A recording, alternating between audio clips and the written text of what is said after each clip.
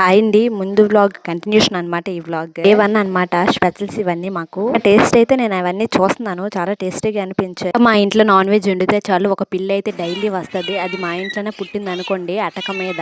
So అదైతే ఎప్పుడు non veg వండితే చాలు మియా మియా అనుకుని గేట్లు ఇలా రెక్కేస్తుంది. సో దానికోసం ఒక కాల్ అయితే వేస్తా. ఈవినింగ్ అయితే అయిపోయింది. మేమందరం అయితే మళ్ళీ ఫ్రెష్ గా రెడీ అయిపోయి గడాల కోసం వెయిట్ చేస్తున్నాం అనమాట. 6 అరౌండ్ 7 అవుతుంది మా వీధిలోకి వచ్చేసరికి.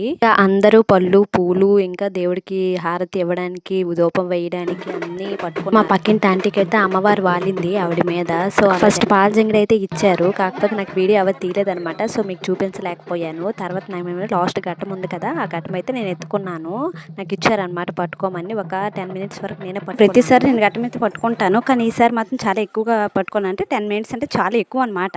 ఒక 2 మినిట్స్ వరకు ఎవరు పట్టుకోనివ్వరు. సో నాకు 10 మినిట్స్ వరకు ఇచ్చారు. చాలా హ్యాపీగా అనిపించింది. కాసేపు ఉంచితే అమ్మవారు నా మీదకి వస్తుందేమో అనిపించింది. అంత బరువుగా అనిపించింది. ఒక 10 మినిట్స్ అయితే మా పక్కింటి అక్కకైతే ఇచ్చేసాను ఘట్టం అయితే.